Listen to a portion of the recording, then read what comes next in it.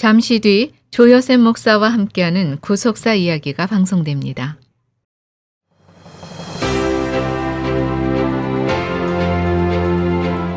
안녕하세요. 매주 주일 아침 8시에서 9시까지 조여셉 목사와 함께하는 구속사 이야기로 여러분을 찾아뵙는 조여셉 목사입니다. 오늘은 지난 시간에 이어서 성전 문지기와 관련된 문지기 24 반열에 대해서 살펴보도록 하겠습니다. 이 문지기 24 반열 아마 처음 듣는 분도 계시고 또 문지기라는 단어를 성경을 통해서 보시긴 보셨지만은 그렇게 큰 의미를 부여하지 않고 지나가시는 분이 많이 있으리라 생각됩니다. 그러나 우리가 좀 더 생각해 보면은 가정이든 또 직장이든 또 나라든 그 나라 가정, 직장, 사업장을 지키는 문지기는 정문이죠. 대단히 중요한 부분입니다. 어떻게 보면은 그 외부로부터 침입해 오는 가장 최전방에서 방어하고 막아내는 아주 중요한 그 역할이 이 문지기인 것입니다. 마찬가지로 하나님의 나라, 특별히 하나님이 임재하고 계시는 성전을 지키는 문지기는 보이는 혈과 육의 싸움이 아니라 어둠의 영들과의 싸움에서 영적으로 깨어서 지켜야 되는 그런 역할이기 때문에 이 문지기는 대단히 중요하고 거룩함과 속됨을 구별하는 그런 중요한 역할을 하는 것이 문지기인 것입니다. 오늘 이 문지기 24 반열, 특별히 역대상 26장 1절에서 19절까지의 말씀을 근거로 해서 살펴보도록 하겠습니다. 이 문지기는 히브리어로 소예르라는 단어입니다. 소예르. 성전의 입구나 왕의 궁전을 지키는 자들을 가리켜서 말하는 것이죠. 열왕기하 22장 4절 말씀이나 에스더 2장 21절 말씀입니다. 하나님이 임재하고 계시는 성전은 세상과 구별된 거룩한 하나님의 임재 장소이기 때문에 그 어떠한 곳보다 거룩하게 보존되어야 했습니다.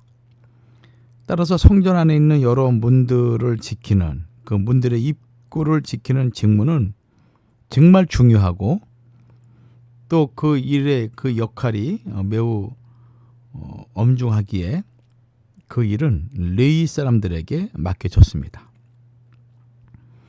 그럼 첫 번째로 이 문지기 직임의 중요성에 대해서 살펴보도록 하죠. 문지기의 직무가 얼마나 중요한가라는 부분입니다. 역대상 26장은 문지기의 족보를 소개하면서 문지기의 반차가 이러하니라라고 기록하고 있습니다. 역대상 26장 1절 말씀이죠. 그리고 마지막 19절에서는 고라와 무라리 자손의 문지기의 반차가 이러하였더라라는 말씀으로 끝맺음을 하고 있습니다. 성전을 지키는 문지기, 얼핏 보기에는 비천한 일로 보일 수 있습니다. 예나 지금이나 마찬가지죠. 수위 또는 정문을 지키는 아저씨들, 허름해 보이고 또 최근에야 정복을 입고 제복을 입었기 때문에 구별되지만은 그러나 과거에는 그 허름한 그런 복장에 모자 하나 쓰고 이렇게 있다 보니까 사람들이 무시하기 십상이었고 또 그렇게 안중에 두지 않았던 그런 직무죠. 그러나 성전을 지키는 직무만큼은 결코 비천한 직무가 아닌 것입니다. 하나님의 택하심을 입은 레위 가문에게만 허락된 특별한 직분이었습니다. 그래서 문지기들의 이름은 족보에서 아주 많이 나오고 또 분량을 차지하고 있습니다.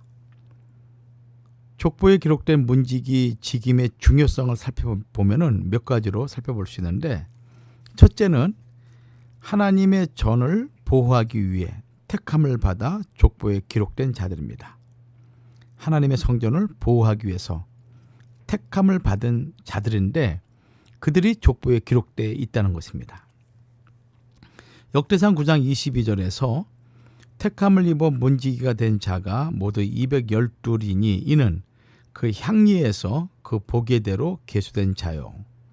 다윗과 선견자 사무엘이 전에 세워서 이 직분을 맡긴 자라라고 말씀하고 있습니다. 모세와 함께 했던 광야 생활 말기부터 다윗 때까지 조상 대대로 네 지파가 성전의 문지기를 맡아왔습니다.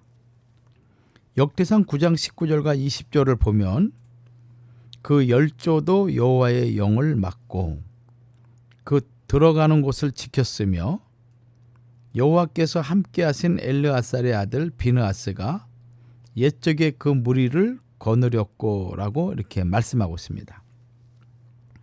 가나안 입성 약 2개월 전 광야 2세대가 시딤에서 모압 여인들과 음행을 하게 됩니다. 그리고 우상 숭배로 큰 재앙을 받게 되었을 때 네 지파에 속한 비느하스가 음행한 남녀의 배를 창으로 깨뜨려 죽이는 사건이 있었죠. 민수기 25장 1절과 8절 말씀입니다. 이 음행과 우상 숭배로 하나님께서 이스라엘 백성들에게 연병을 보내서 그들이 죽어가는 그 순간에 비느하스가 음행한 남녀의 배를 창으로 깨뜨려 죽임으로 이 연병이 그치게 됩니다. 이때 하나님께서는 그와 그 집안을 영원히 제사장 가문으로 삼으실 것을 언약하셨습니다. 민수기 25장 13절이죠. 이 제사장 언약을 받은 비느하스가 문지기들을 거느렸다는 것은 문지기 직분도 하나님의 언약 속에서 주어진 것임을 암시하고 있습니다. 특별히 이 음행과 우상 숭배로 말미암아 어둠의 세력들이 거룩한 성민 이스라엘 민족 전체에 덮이는 그 순간, 그 거룩한 하나님의 성민의 그 방어선인 그 방어선을 무너뜨리고 어둠이 들어오려 하는 그 순간 바로 신령한 비느하스는 신령한 문지기 역할을 한 것이죠. 그러므로 이 비느하스가 레위 지파 사람인데 문지기를 거느렸고 또 문지기 직분이 하나님의 언약 속에서 주어진 것은 대단히 깊은 영적인 의미가 있는 것 같습니다. 둘째는 자손 대대로 끊이지 않고 복을 받아 계승된 직분입니다. 자손 대대로 끊이지 않는다. 하나님이 주신 직분을 당대 또는 2대, 3대에서 끝나는 것이 아니라 자손 대대로 영원히 그 직분이 영속된다는 것은 참으로 복 중에 복이라 하지 않을 수가 없죠. 오늘 우리 교회에서도 목사님 또 그 아들이 또 목사님 또 그 손주가 목사님 그렇게 해서 하나님의 거룩한 제사장의 직분을 감당한다 할 때 얼마나 복스럽겠습니까? 장로님의 가정에서 장로님이 나오고 또 권사님의 가정에서 또 그 따님이 권사님이 되고 그렇게 해서 그 자손이 믿음의 가문을 계속적으로 이어간다면은 아마 지상에서 그처럼 복스럽고 아름다운 가문이 또 있을까? 물론 부귀와 영화를 취하는 것도 복스럽고 귀한 것이라 생각할 수 있지만은 그러나 그 모든 것들은 이 땅에 70년, 80년 짧은 세월이지만은 하나님으로부터 부여받은 직분은 영속되는 직분이기 때문에 그 영광도 영원한 것입니다. 그러므로 자손 대대로 끊이지 않고 복을 받는 그런 직분, 대단히 놀라운 직분이죠. 역대상 9장에 기록된 레위인의 족보 중에서 성전 문지기 족보가 가장 큰 비중을 차지하고 있음을 우리는 주목을 해야 됩니다. 예루살렘에 정착한 문지기들은 살룸, 악굽, 달몬, 아히만과 그 형제들이었으며 이 중에는 고라의 증손 에비아삽의 손자 고레의 아들 살룸이 그 두목이었다고 역대상 9장 17절과 19절은 기록하고 있습니다. 성경을 보면 문지기의 명단에 대한 기록을 여러 차례 발견할 수가 있습니다. 성경에 기록된 분량이 많다는 것은 그만큼 그 일이 중요했고 그 직분을 따라 그 자손들이 번창했다는 것을 말하고 있는 것입니다. 그 중에 우리가 잘 알고 있는 오벳 에돔이란 인물이 있죠. 이 오벳 에돔 자손이 번성한 것에 대하여 역대상 26장 5절에는 이렇게 기록하고 있습니다. 여섯째 암미엘과 일곱째 이사갈과 여덟째 보울레데니 이는 하나님이 오벳 에돔에게 복을 주셨음이며 라고 말씀하고 있습니다. 그 이유는 다윗 왕이 하나님의 언약궤를 아비나답의 집으로부터 다윗성으로 옮기는 중 우사가 즉사하자 그 법궤를 다윗성으로 가져가는 것을 꺼려했습니다. 그때 가드 사람 오벳 에돔의 집으로 그 법궤를 메어가 그 집에 두었기 때문에 이 오벳 에돔 집은 하나님으로부터 복을 받은 그런 가문일 뿐만 아니라 그 은혜로 말미암아 그 섬김으로 말미암아 문지기의 직분을 대대로 맡게 됩니다. 오벳 에돔이란 뜻은 섬김이란 뜻이죠. 이 오벳 에돔은 두려운 상황에서도 믿음으로 하나님의 언약궤를 3개월간 모셔서 그 온 집과 모든 소유에 복을 받았다고 사무엘하 6장 1절과 12절 말씀이나 역대상 13장 1절과 14절은 말씀하고 있습니다. 오벳 에돔이 여호와께 복을 받았다는 소문이 다윗 왕에게 들렸죠. 사무엘하 6장 12절 상반절 말씀입니다. 3개월 동안 법궤를 모시고 있었는데 그 법궤 모시고 있는 그 기간 동안에 하나님이 이 오벳 에돔의 그 집과 모든 소유물에 복을 주시는데 얼마나 복을 주셨는지 인근 동네뿐만 아니라 그 소문이 저 멀리 다윗 왕궁, 다윗 왕에게까지 들렸던 것입니다. 웬만한 복이라면 그렇게 들렸겠습니까? 엄청난 복을 받은 것이죠. 다윗은 오벳 에돔의 집에 내려가서 그 법궤를 기쁨으로 메고 다윗성으로 올라오게 되었던 것입니다. 이후에 이 오벳 에돔의 자손이 다윗이 구성한 문지기 24반열 가운데 13반열이나 차지하게 되었습니다. 24반열 가운데 13반열이니 절반이 넘는 반열이죠. 그 13반열을 오벳 에돔 가문이 차지하는 것입니다. 그러니까 성전 전체 문의 절반을 이 오벳 에돔의 자손이 담당한 거예요. 역대상 26장 4절과 7절 말씀 보면은 13명의 이름이 언급되어 있습니다. 오벳 에돔의 자손들은 다 능력이 있었고 그 직무를 잘 수행하는 자들이었습니다.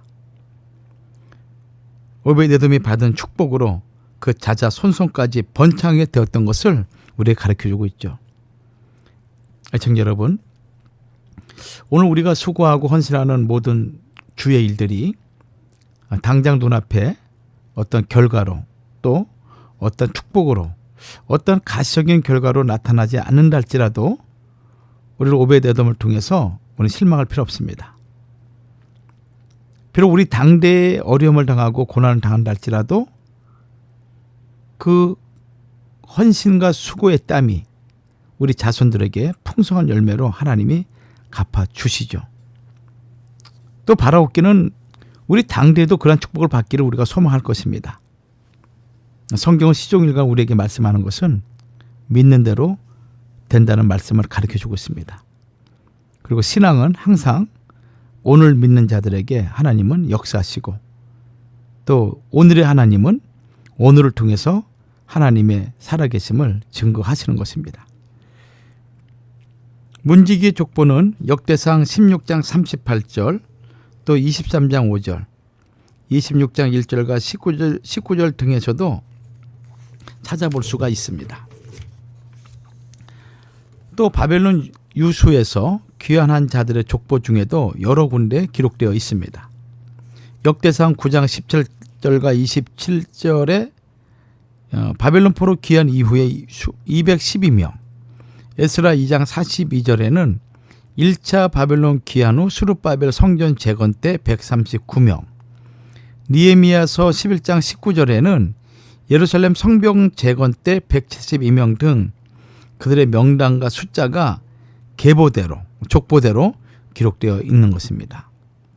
이렇게 문지기의 족보가 시대마다 언급되고 있는 것은 문지기의 자손들이 하나님의 축복을 받아 계속해서 번창하였음을 보여주고 있습니다. 세 번째는 다 능력 있는 자로 직임을 얻어 여호와의 전에서 섬기는 자들이었습니다. 하나같이 능력이 있었습니다. 그 능력으로 직임을 얻어서 여호와의 전에 섬기는 자들. 역대상 26장 7절에서는 문지기들을 능력이 있는 자니, 역대상 26장 8절에서는 저희와 그 아들들과 그 형제들은 다 능력이 있어 그 직무를 잘하는 자니라고 말씀하고 있습니다. 역대상 26장 9절에서도 능력 있는 자묘라고 말씀하고 있죠. 문지기들은 외부인들의 출입을 철저히 막고 성전문을 지키는 자들로서 이 직무를 감당할 힘과 명철과 지혜를 소유한 자들입니다. 특히 역대상 26장 14절에서는 북방 문을 지키기 위하여 뽑힌 스가랴를 가리켜서 명철한 의사라고 말씀하고 있는데, 표준 쇠번역에서는 이 명철한 의사를 슬기로운 참모라고 번역하고 있습니다. 이러한 문지기들, 다른 레위인들과 마찬가지로 여호와의 전을 섬기는 직무를 맡은 자들이었습니다. 역대상 26장 1절과 11절에서 문지기 반장의 족보 93명이 기록되어 있는데, 이 족보를 기록한 후에 이 상은 다 문지기의 반장으로서 그 형제처럼 직임을 얻어 여호와의 전에서 섬기는 자라라고 역대상 26장 12절에는 말씀하고 있습니다. 이 문지기 아무나 되는 것이 아니죠. 하나님의 전을 보호하고, 그리고 그 전을 세상의 어둠으로부터, 세속적인 것으로부터 보호하기 위해서 분별하는 눈이 있어야 될 것이고, 또 어둠의 권세를 막아낼 수 있는 그런 힘과 능력과 지혜가, 명철이 있는 자들이야겠죠. 그리고 그것은 하나님의 저를 보호할 뿐만 아니라 또 그 보호, 섬김의 그 자세를 통해서 그의 자손들이 되도록 복을 받는 그런 놀라운 축복이 바로 문지기 직임이었습니다. 자, 크게 두 번째로 문지기 24반열 조직에 대해서 살펴보도록 하죠. 역대상 26장 1절과 19절에 자세히 기록되어 있습니다. 성경에는 문지기들이 24반열로 나누어졌다는 직접적인 기록은 없습니다. 그러나 역대상 26장 1절과 역대하 8장 14절을 볼 때 문지기들도 24반열로 조직되었다는 것을 간접적으로 알 수가 있습니다. 역대하 8장 14절에서 솔로몬이 또 그 부친 다윗의 정규를 쫓아 제사장들의 반차를 정하여 섬기게 하고 네 사람에게도 그 직분을 맡겨 매일에 합의한 대로 찬송하며 제사장들 앞에서 수종 들게 하며 또 문지기로 그 반차를 쫓아 강분을 지키게 하였으니 이는 하나님의 사람 다윗이 전을 이렇게 명하였음이라 라고 말씀하고 있습니다. 문지기는 고라와 무라리 자손으로 이루어졌는데 이 가운데 반장으로 활약한 자들이 있습니다. 무셀레마 개가 18명이라고 역대상 26장 9절에 기록되어 있고, 오베데돔 개가 62명, 역대상 26장 8절이죠. 또 호사 개, 이 개라는 계열을 얘기하고 있어요. 무셀레마 개가 18명, 오베데돔 계열이 62명, 호사 계열이 13명, 역대상 26장 11절, 이렇게 해서 총 93명이었습니다. 다윗 왕이 성전 예배를 준비하기 위해 소집한 문지기의 수는 4,000명이었으므로 이들은 각각 그 수하에 43명의 문지기들을 거느린 셈입니다. 참 얼마나 대단한 수입니까? 4,000명의 문지기. 그러니까 다윗이 하나님의 성전을 지키고 보호하기 위해서 하나님의 계시형을 받아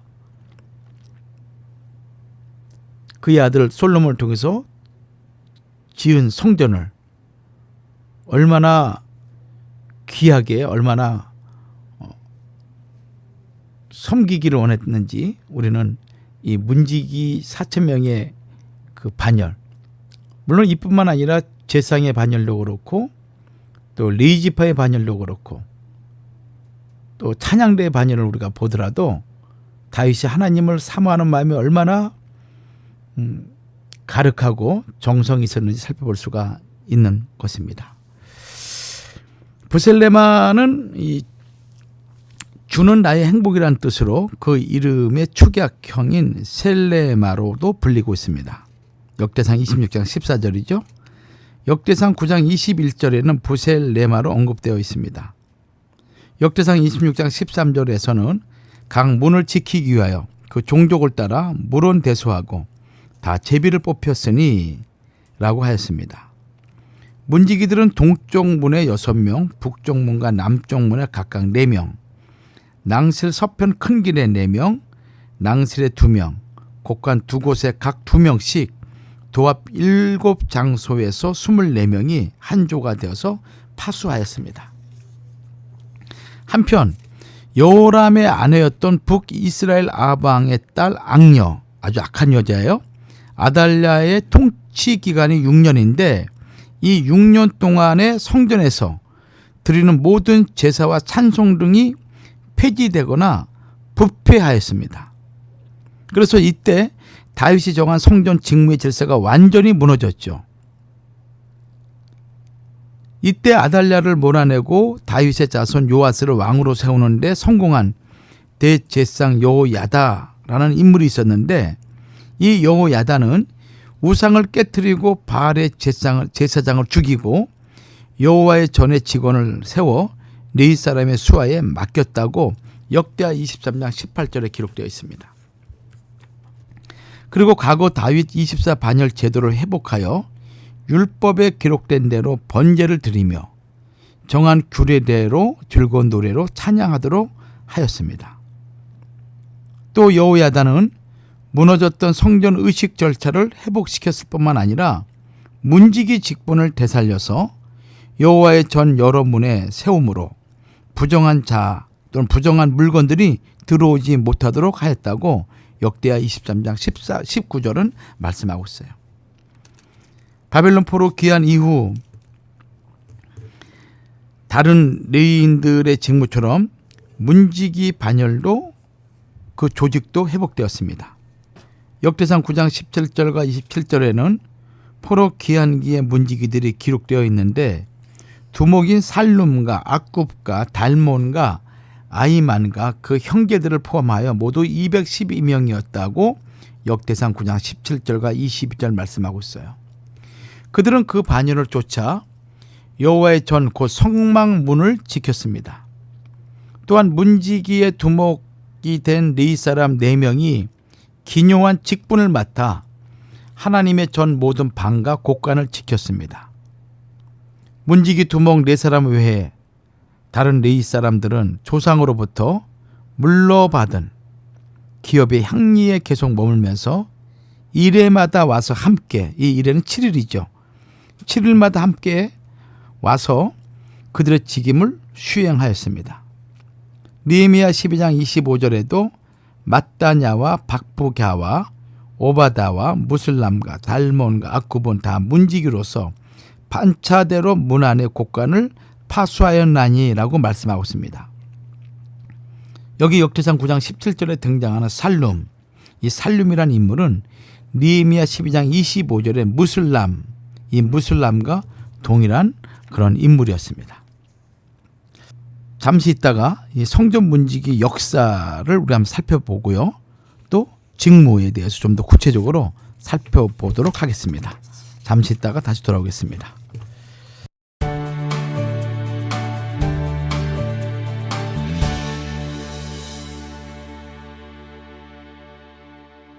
지금 여러분께서는 조요셉 목사와 함께하는 구속사 이야기를 듣고 계십니다.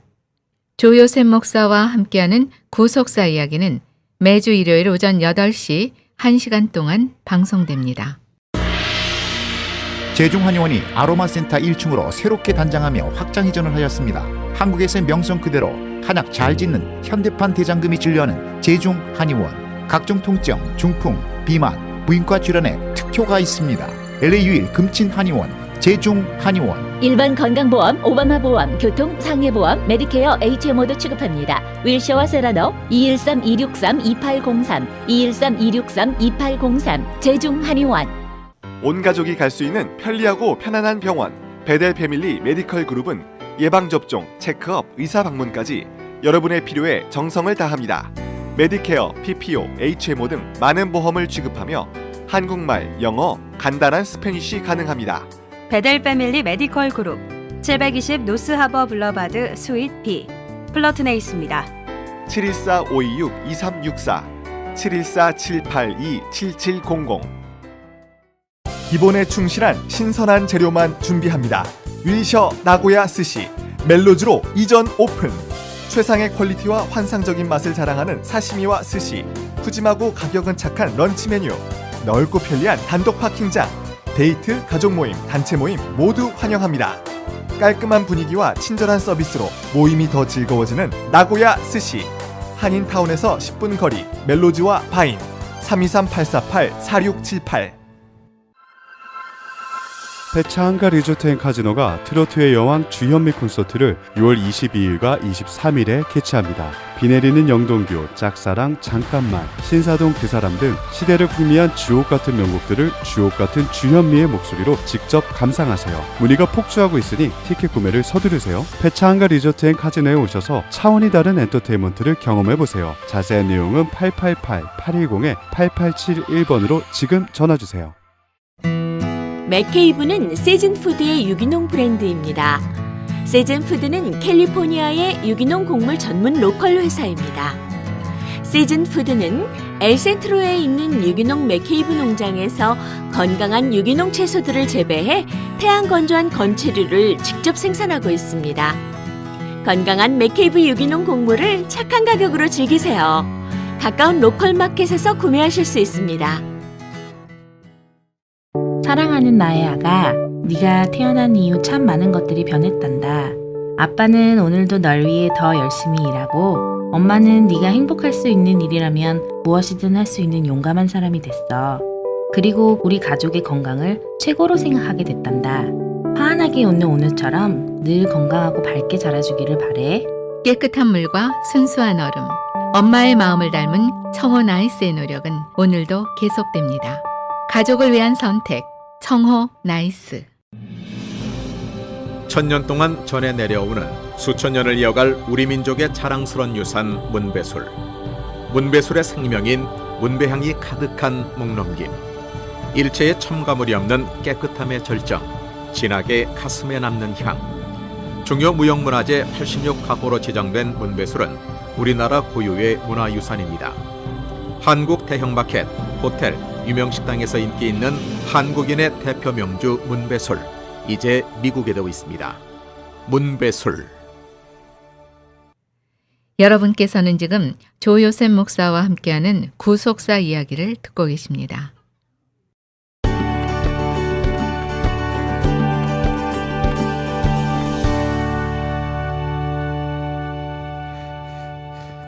이어서 성전 문지기의 역사와 직무에 대해서 살펴보도록 하겠습니다. 지난 시간에는 하나님의 성전의 이제 문지기 직임의 중요성을 살펴봤습니다. 그리고 그 직임, 그 문지기 24반열의 조직에 대해서 살펴봤죠. 성전 문지기 역사와 직무는 그 성경을 살펴보면은 그 담당했던 직무가 아주 매우 중대하고 다양했습니다.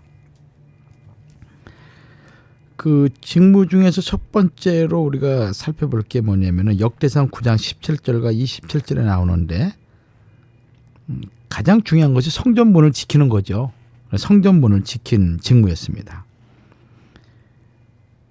문지기들은 여호와의 전에서 강문을 지키기 위해 뽑힌 자들로서 그 반열을 쫓아 성전 동서남북 사방에 배치되어서 성전을 철저히 지켰습니다. 역대상 9장 23절 말씀이에요.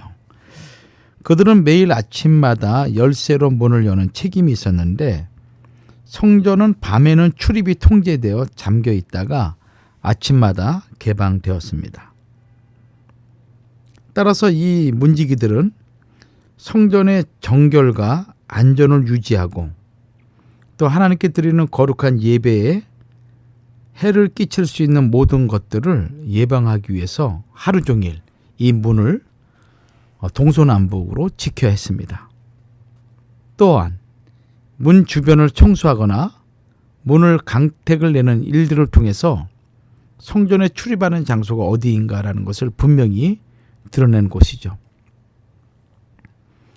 두 번째는 여호와 언약궤 앞에서 문을 지키며 보호하는 일을 하였다고 역대상 15장 23절과 24절은 말씀하고 있습니다.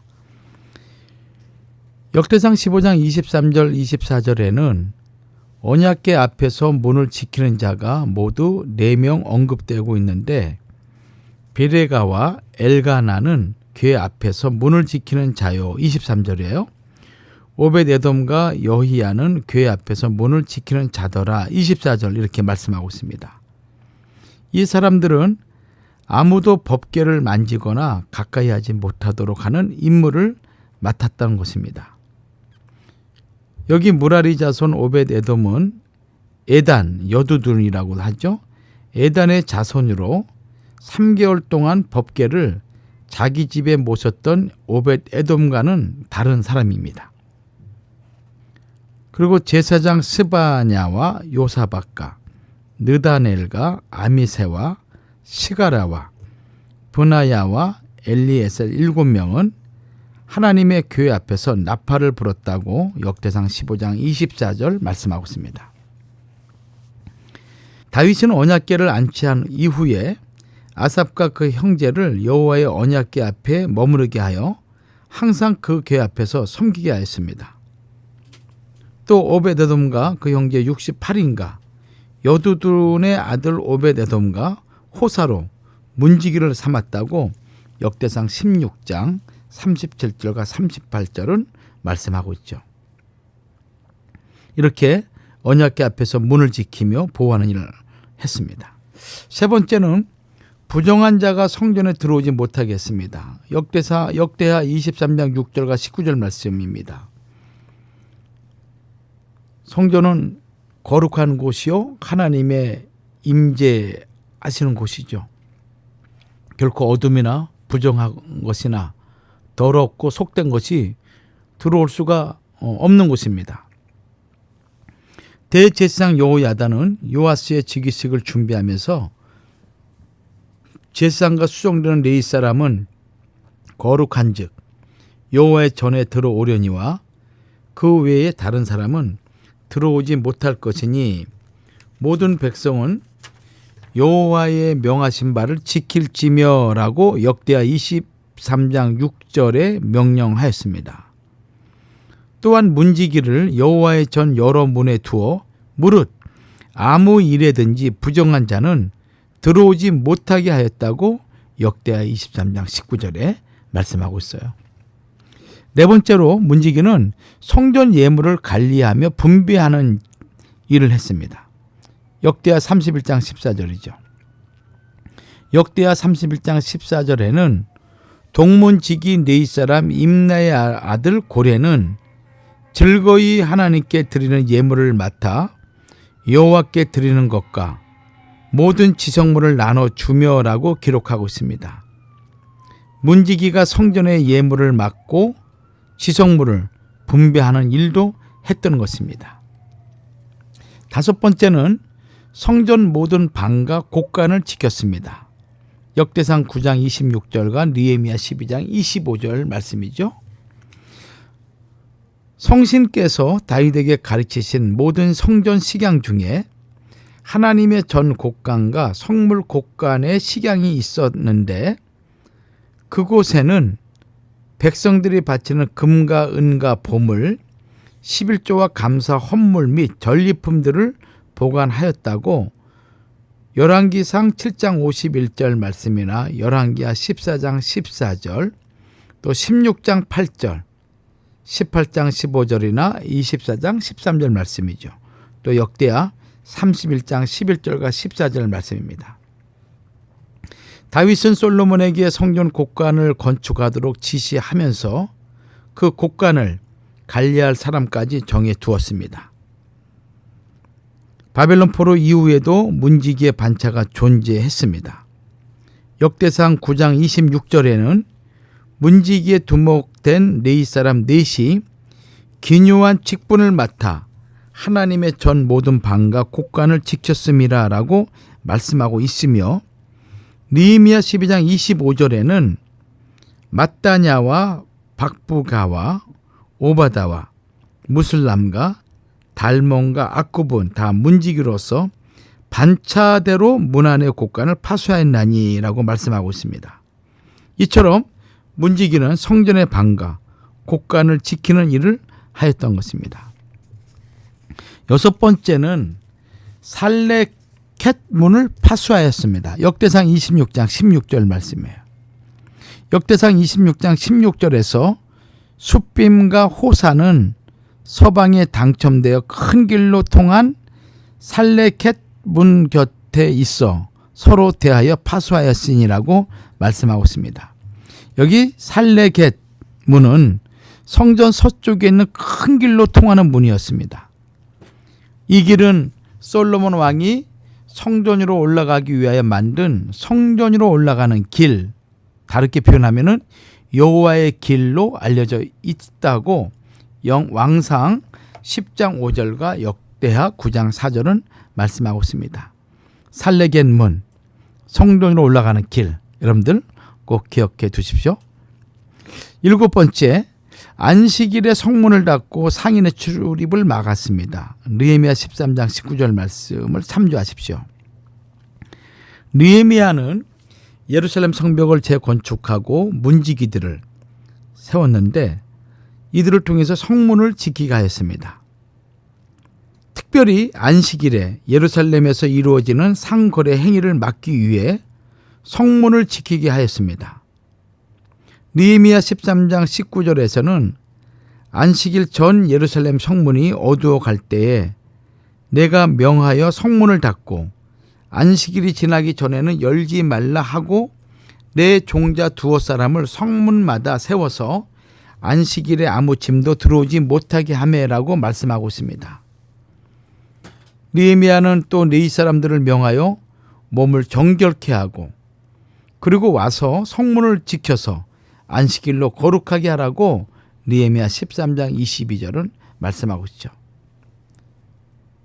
시편 84편은 고라 자손의 시 영장으로 깃딧에 맞춘 노래라고 표제가 붙어 있습니다. 이 고라는 모세와 아론의 직분과 권위에 도전했다가 하나님의 심판을 받아 광야에서 죽은 인물인데 그 아들들은 죽지 않고 남아 있었습니다. 민수기 26장 11절 말씀입니다. 후에 고라의 자손들은 성전 문지기 혹은 찬양대에 노래하는 자로 봉사했다고 역대상 6장 31절과 33절, 38절이죠. 25장 4절과 6절, 또 26장 1절과 19절, 역대하 20장 19절에 기록되어 있습니다. 그래서 시편에는 고라 자손의 이름으로 발표된 시가 무려 11편이나 기록되어 있습니다. 시편 42편이 고라의 자손의 시죠. 또 44편에서 49편까지 84, 85, 87, 88편 모두 11편이 됩니다. 특히 시편 84편은 고라 자손의 문지기가 성전에서 보고 느낀 것에 대하여 성전을 사모하는 열정을 담아 지은 노래로 추정하고 있습니다. 깃딧은 기쁜 곡조란 뜻으로 하나님의 성전을 사모하는 시인의 넘치는 즐거움을 보여주고 있는 것입니다. 시인은 성전을 가리켜 주의 장막, 여호와의 궁정, 주의 집, 주의 궁정이라고 아주 다양하게 표현하고 있습니다. 성전 처마 밑에 둥지를 틀고 자유롭게 날아다니는 일개 미물에 불과한 참새와 제비를 부러워하고 흠모할 정도로 세상 그 무엇보다 성전에 대한 소망이 강렬했던 것입니다. 시편 84편 1절과 3절이죠. 그 영혼이 그 성전에 대한 소망을 사모함으로 쇠약할 지경이었다고 시편 84편 2절은 말씀하고 있습니다. 그렇다면 왜 이토록 성전을 사모하는 이유가 무엇일까요? 성전은 하나님이 임재하는 곳이기 때문입니다. 성전에 거함으로 하나님으로부터 복을 얻고 힘을 얻고 시온의 대로를 찾을 수 있기 때문이라고 시편 84편 4절과 5절은 말씀하고 있습니다. 성전에 거할 때 하늘로부터 내려오는 복, 그리고 세상에서 얻을 수 없는 힘, 그리고 세상은 모든 것이 막히고 불통이지만은 하나님의 성전에 거하는 그 순간 시온의 대로가 활짝 열리는 축복을 받는다는 것이죠. 그래서 구약의 모든 선조들은 그렇게 성전을 사모하고 성전을 통해서 하나님의 음성을 듣기를 고대했던 것 같습니다. 오늘 이러한 열망과 소망이 오늘 이 시대 살아가는 우리 모든 믿음의 애청자들에게도 있기를 주의 이름으로 축원합니다. 세상에 좋은 것이 많고 보암직하고 먹음직하고 지혜롭고 탐스러운 그런 모습이다 할지라도 세상에는 소망이 없습니다. 시간의 흐름 속에 사라지고 또 안개같이 없어지는 것이죠. 그러나 하나님으로부터 나오는 것들은 영원한 것입니다. 바로 영원한 생수가 이 성전, 에스겔 성전으로부터 솟아오르고 있지 않습니까? 이 생수를 마시는 자만이 영원한 복락을 누리게 되는 거죠. 성전을 사모하는 이유, 바로 모든 자들의 소망을 해결해 주는 하나님이 계신 곳이기 때문에 모든 믿음의 선조들이 영혼이 쇠약할 정도로 사모했던 것 같습니다. 힘들고 고달픈 일들이 많고 사단의 수없는 유혹이 있을지라도 그 모든 눈물 골짜기를 지나 믿음으로 승리하여 성전으로 나아가야 되는 것입니다. 그때 비로소 하나님께서 셈의 축복과 이른비의 축복을 주시며 모든 인생들이 그토록 찾아 헤매는 참 복을 주신다고 시편 84편 6절과 12절은 말씀하고 있습니다. 이러한 감격을 알고 있기에 시편 84편을 지은 시인은 이러한 감격을 과거에 하나님의 전에서 문지기로 있던 때를 회상하면서 주의 궁정에서 한날이 다른 곳에서 첫날보다 나은즉 악인의 장막의 거함보다 내 하나님 문지기로 있는 것이 좋사오니라고 절규하듯 찬송을 토해내었던 것입니다. 하나님의 집에 서 있는 한날, 그 한날이 다른 곳에서 첫날, 천년보다 낫다. 하나님의 궁정의 한날은 영원한 한날이죠. 끝이 없는 한날인 것입니다. 그 한날이 시간과 공간 속에서 사라지는 세상의 첫날, 천년보다 낫다라고 지금 이 시편 기록한 이 시인은 고백하고 있는 것입니다. 그곳은 하나님께서 계시는 곳이죠. 그곳은 하나님께서 해같이 빛나는 생명과 방패같이 든든한 구원과 신령한 은혜와 하늘의 영화가 가득한 곳이라고 시편 84편 11절은 말씀하고 있습니다. 부족함이 없는 곳이죠.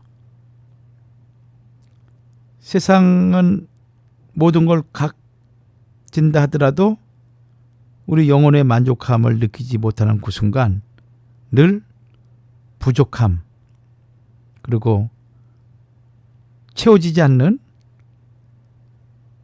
그 무엇 때문에 우리는 늘 허덕이기 마련입니다. 그러나 하나님으로 주시는 이 만족은 세상의 것을 다 취하지 못한다 할지라도 비교할 수 없는 만족을 우리에게 주시는 것이죠. 하나님께서는 정직하게 행하는 자들을 결코 외면치 않으십니다. 시편 84편 11절 하반절 보면은 정직하게 행하는 자들을 하나님은 좋은 것을 아끼지 않는다. 인생 나그네길에 수많은 눈물 골짜기를 만날 때마다 더더욱 하나님 앞에 우린 나아가야 됩니다. 속임, 사기, 모략, 수많은 어둠의 계기가 있다 할지라도 믿음의 사람들은, 하나님께 나아가는 자들은 정직해야 됩니다. 그럴 때 위로부터 임하시는 성령의 힘을 얻을 수가 있으며 능히 이기고 앞으로 나갈 수가 있는 것입니다. 모든 슬픔을 잊고 하나님과 함께 신령한 교제를 나누며 풍성한 삶을 누리게 된다고 골로새서 3장 1절과 4절에, 계시록 7장 17절은 말씀하고 있습니다. 이상에서 레위인과 제사장 그리고 찬양대와 문지기의 24반열에 대해서 살펴봤습니다. 24는 12가 2번 더해진 숫자로 대표성을 나타냅니다. 24반열에 들어간 사람들은 이스라엘 백성을 대표하는 자들이라고 할 수가 있습니다. 여기 12는 이스라엘 민족을 구성하는 지파를 표시할 때 사용하고 있고, 또 12지파라고 하면 이스라엘 전체를 가리키는 뜻으로 통합니다.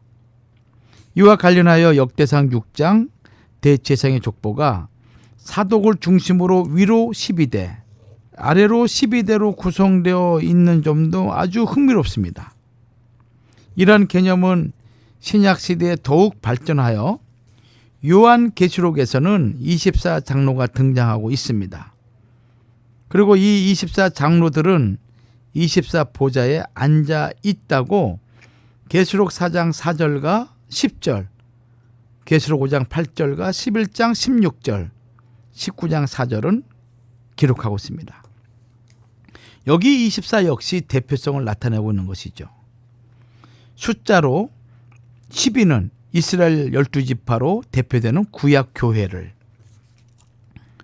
또 12는 예수님의 12사도, 이 12사도로 대표되는 신약교회를 의미하고 있는 것입니다.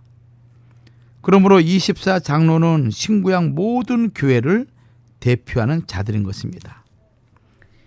이 24장로의 배경이 되는 것은 역대상 24장 7절과 19절에 나오는 제사장 24반열입니다. 요한계시록 5장 8절을 볼 때 24장로가 성도들의 기도가 가득한 금 대접을 가지고 어린 양 앞에 엎드리는 역할을 하고, 보좌에 앉으신 이 앞에 엎드려 세세토록 사시는 이에게 경배하는 모습이 계시록 4장 10절에 기록되어 있습니다. 또 24장로들이 새 노래를 노래하면서 경배하는 역할, 이것이 계시록 5장 9절과 10절에 나오는데, 이 역할을 하는 것은 구약 24반열의 모습을 떠올리게 하고 있습니다. 결국 하나님께서는 24반열을 통하여 오늘날 제사장의 사명을 감당해야 할 성도들, 베드로전서 2장 9절 말씀처럼 우리를 왕같은 제사장으로 삼으신 그 하나님, 그 예수 그리스도를 경배하는 그 모습을 또 어떠한 신앙생활을 해야 하는가라는 것을 보여주는 모습을 우리에게 보여주고 있습니다. 애청자 여러분, 이 문지기의 직무, 결코 세상 사람들이 보는 그런 문지기가 아니라 하나님의 영원한 하나님의 도성을 지키는, 거룩함과 거룩하지 못한 것들을 구별하고 속된 것과 성스러운 것을 구별하는 그런 가장 중요한 그런 직분을 맡고 있는 문지기, 이 문지기의 그 반열을 우리가 다시 한번 생각하시면서 오늘 이 시대 우리가 신령한 문지기가 될 뿐만 아니라 우리 마음의 문을 지켜야 되겠죠. 죄악과 어둠과 온갖 거짓이 우리 마음을 두드릴 때 우리 마음의 문을 누군가 지켜야 되는데 그 신령한 문지기가 우리 안에 있어야겠죠. 그것은 내 스스로가 신령한 문지기가 돼야 되고 오직 하나님에게만 우리의 문을 열어줘야지 세상의 어둠에게 우리의 마음의 문을 열어주는 순간 우리 거룩한 하나님의 전인 성전은 더럽혀지고 또 파괴되는 것입니다. 오늘 여러분들이 이 시대 신령한 문지기가 되어서 여러분을 지키고 여러분의 가정을 지키고 더 나아가서 여러분이 섬기는 사업장을 지키는 신령한 이 시대 문지기들이 되기를 간절히 소망하면서 오늘 강의 구속사 이야기 오늘 여기서 마치겠습니다. 다음 주간에는 이제 대제사장의 족보를 살펴보도록 하죠.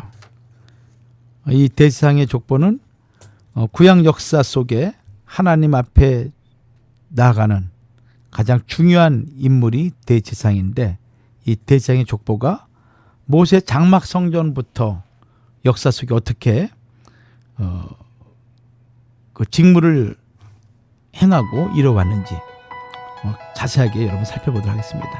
한 주간도 건강하시고 어떠한 상황이 되더라도 주의 은혜를 놓치지 않는 신령한 하나님의 백성들 되기를 주님의 이름으로 축복합니다.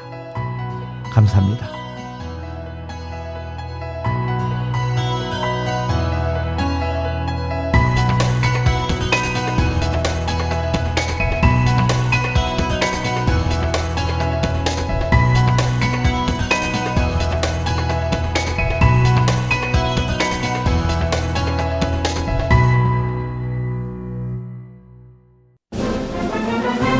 안녕하세요. 정재윤입니다. 제가 여러분께 중요한 정보를 알려드리려고요. 메디케어를 가지신 분들은 서울 메디컬 그룹과 계약된 보험회사에 가입하시면 최고의 혜택을 받으실 수 있습니다. 스캔, 블루크로스, 헬스넷, 유나이티드 헬스케어, 센트럴 헬스, 케어 퍼스트, 블루실드, 이지 초이스, 휴마나 보험 중 하나를 선택하시고 서울 메디컬 그룹과 주치의에게 진료를 받으십시오. 위내시경, 대장내시경, 초음파, CT 등 종합검진을 해드리며 이번 시에는 한국인을 위한 최고의 병원 한식이 제공되는 할리우드 장로병원에서 품격 높은 치료를 받으실 수 있습니다. 감사합니다. 한인 최고의 메디컬 그룹 서울 메디컬 그룹 213-480-7770 213-480-7770 한국인을 위한 최고의 병원 한식이 제공되는 할리우드 장로병원에서 품격 높고 편안한 치료를 받으십시오. 지금까지 할리우드 장로병원 협찬으로 전해드렸습니다. 감사합니다. 미국에서 비즈니스를 하고 계신가요? 상법 관련 모든 것을 해결해 드립니다. 사업체 설립과 운영을 하면서 생기는 크고 작은 문제들과 놓치기 쉬운 지식재산권까지 그동안 몰라서 간과했던 문제들을 레거시 프로로우의 전문가와 직접 상담하세요. 가족처럼 도와드리는 레거시 프로로우가 여러분의 성공적인 비즈니스 서포터가 되어드립니다. 레거시 프로로우 213-382-8051 213-382-8051 라스베가스 특선 맛집 제1탄 라스베가스에 가면 꼭 한번 들러야 하는 곳 삿포로 리볼빙 스시. 환상적인 맛과 고급스럽고 즐거운 분위기의 최첨단 시설의 레스토랑 삿포로 리볼빙 스시로 베가스 여행의 즐거움을 하나 더. 라스베가스 삿포로 리볼빙 스시 702-915-7500.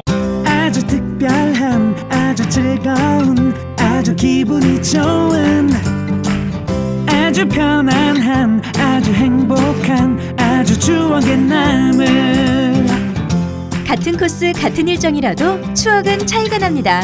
고객 만족도 1등 아주 투어. 내 인생 최고의 순간 1등 여행 아주 좋은 아주 투어 아주 좋은 213-388-4000. 캐더링도 선택이 중요합니다. 맛으로 캐더링의 차별화를 선언한 낙원 캐더링. 10인 이상 크고 작은 모임과 결혼 피로연, 각종 파티, 정성을 다한 경제적이고 품위 있는 메뉴로 모든 행사에 만족을 드립니다. 음식 맛있기로 유명한 낙원 캐더링. 신선한 맛에 놀라는 직접 담근 김치도 판매 시작.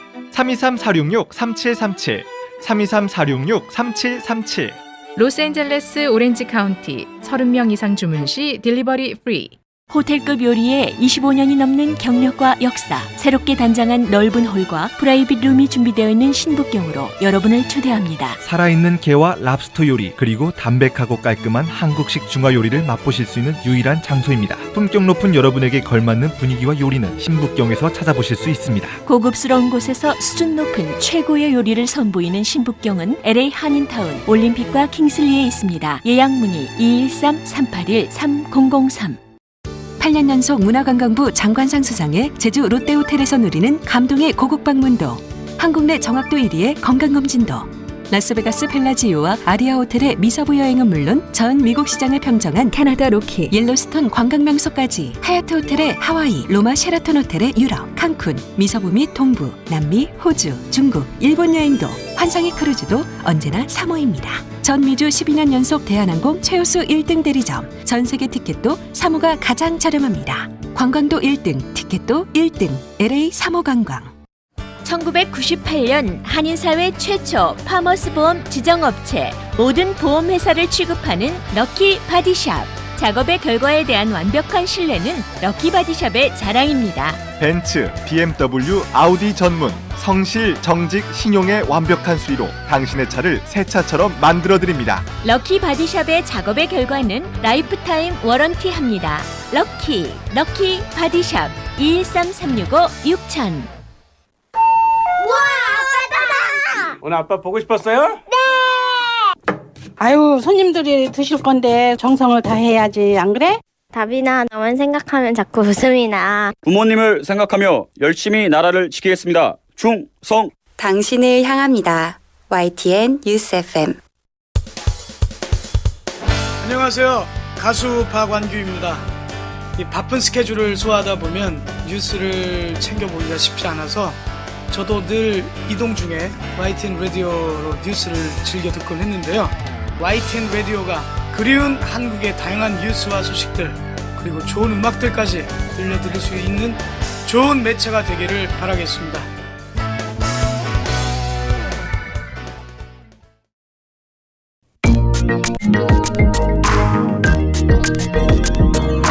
Always first.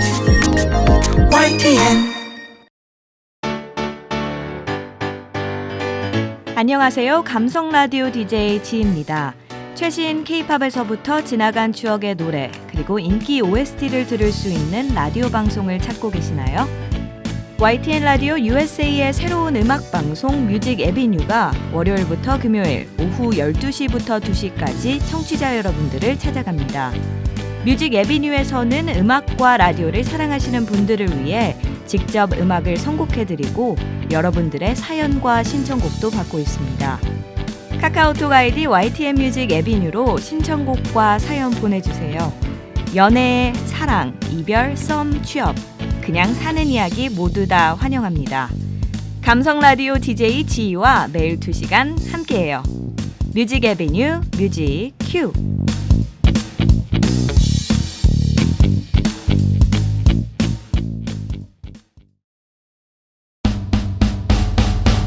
수준 높은 콘텐츠에 목마른 당신을 위한 오감만족 방송. 시사, 정보, 교양, 건강, 의학, 경제, 문화, 스포츠, 다양한 분야의 엄선된 전문가가 참여하는 최고의 콘텐츠. 미주 한인의 손으로 직접 만드는 양질의 콘텐츠가 청취자 여러분에게 바로 전달됩니다. 뉴스는 물론 프로그램도 YTN FM 라디오가 만들면 다릅니다.